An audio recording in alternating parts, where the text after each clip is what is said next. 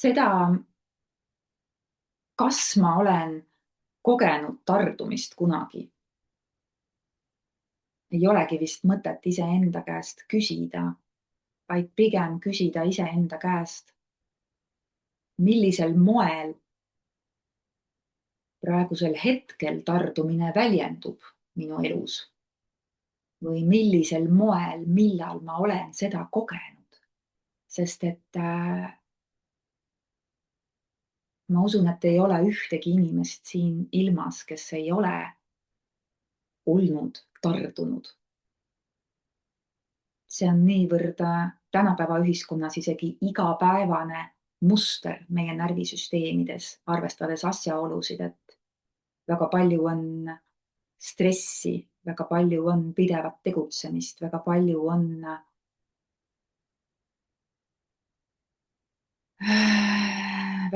on seda pagasit, mida me endaga lapsepõlvest oleme kaasa saanud, võib-olla tundmata jäänud tunded või vaimne või füüsiline vägivald. Need on need kohad, kus tardumise reaktsioon on meile tulnud appi. Ja tardumist iseloomustavad sellised märksõnad nagu dissotsiatsioon ehk siis me eraldame ennast ära sellest hetkest, mis on ebamugav või valus. Me eraldame ära ennast oma kehast, sest et selles on korraga liiga palju ebamugavust või valu. Tekib dissotseerumine ehk siis ma lülitan ennast välja. Ja see ei ole teadlik otsus, see on meie närvisüsteemi otsus, et ta seda teeb, kuna ta hindab, et olukord on olnud liiga palju ebamugav või liiga valus või liiga ülekoormav. Mis on veel märksõna tardumise puhul, on immobilisatsioon ehk siis seisak. Me võime seda reaalselt tajuda kehas justkui nagu halvatusena korraks, et me justkui tahaksime liikuda, aga me oleme kinni ja meie isegi lihased justkui on halvatud. Ja see immobilisatsioon väljendub siis ka väga paljudes protsessides meie kehas, mis aeglustuvad tuntavalt. Ja üks märksõna veel, mis tardumisega koos käib, on energia säästmine ehk siis selle nimel, et me ellu jääksime, see on ju meie ellujäämise mehhanism, hakatakse energiat säästma kõikvõimalikest protsessidest meie kehas.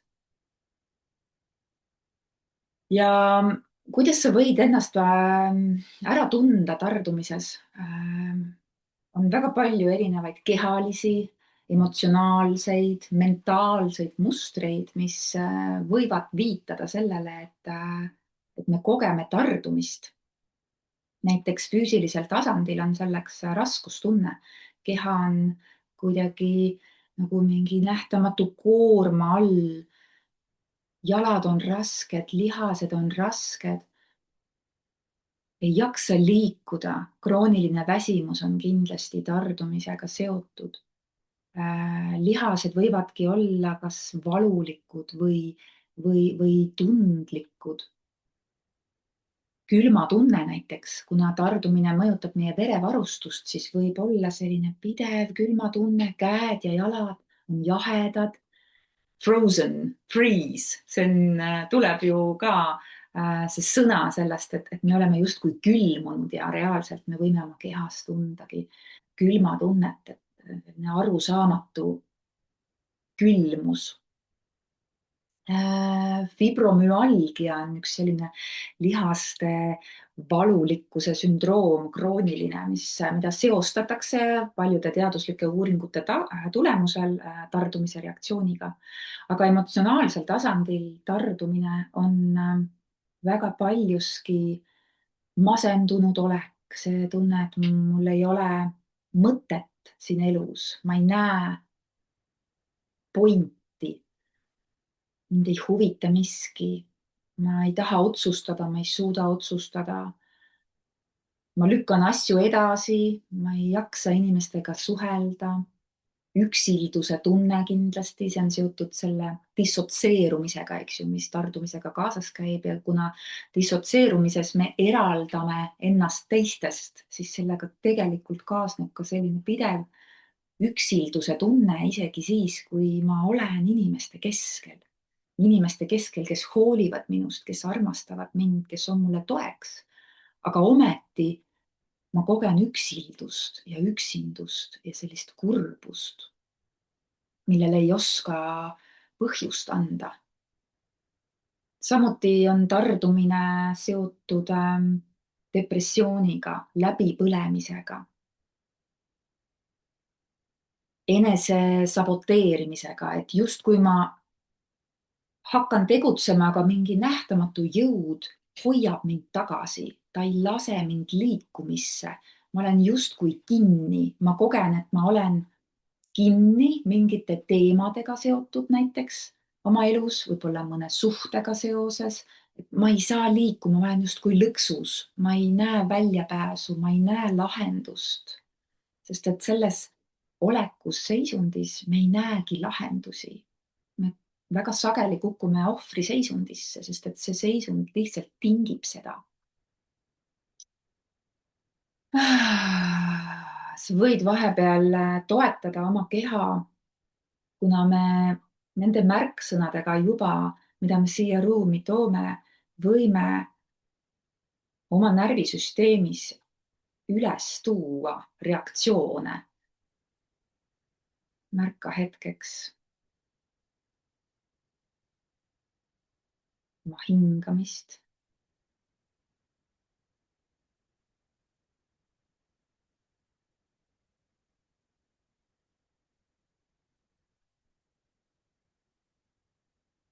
Ja vaata, kas sa saad midagi praegusel hetkel teha selleks, et tunda ennast natukene turvalisemalt. Sa võid selleks praegu jälle pilgu tuua ruumi.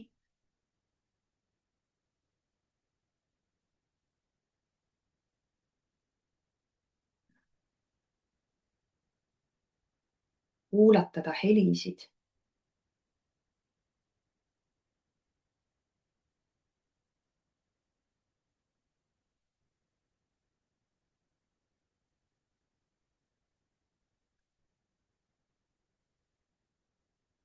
Ja tardumine on seisund, kui see muutub krooniliseks ehk kui me pikka aega oleme olnud tardunud olekus, siis see muudab meie rakkude energiatootmist.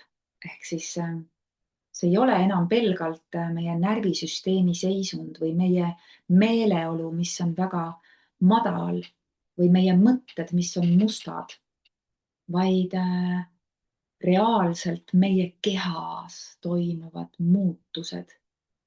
Meie rakkude tervis sõltub sellest.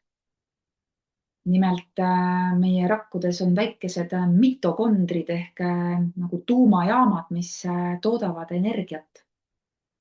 Ja krooniline tardumise reaktsioon hakkab pärssima rakkude energiatootmist, mis tähendabki seda, et meie rakud hakkavad vananema kiiremini, nad surevad kiiremini. Nad ei suuda nii hästi toksiine välja viia ja samamoodi nad ei suuda enam nii hästi toitaineid ja hapnikku omastada. Nad justkui muutuvad haigeks, sest et ka raku tasandil on tardumine toimumas ja see muudab reaalselt meie rakkude tervist. Seega tardumisest saab meie keha bioloogia. See tähendab seda, et meil on vaja oma keha füüsilisi rakke toetada, kui me soovime tardumisest välja tulema hakata vaikselt. See tähendab seda, et meil on vaja oma rakkude eest hoolitsema hakata õige toiduga, kus on piisavalt palju häid rasvu, valkusid, kus on antioksüdante, sest oksüdatiivne stress on üks selline peennimetus, mis meie rakkudes toimub ja see hakkab tardumise reaktsioonis väga tugevalt mõjutama meie rakkude tervist. Traumareaktsioon ehk tardumine on meie rakkude tervise küsimus. Ehk siis see, kuidas meie närvisüsteem suudab ennast ümber programmeerida ja tardumise reaktsioonist välja tulema hakata, see sõltub sellest, kuidas me oma rakke saame toita ja pakkuda neile seda, mida nad vajavad, et nad hakkaksid energiat tootma uues mahus ja efektiivsusega.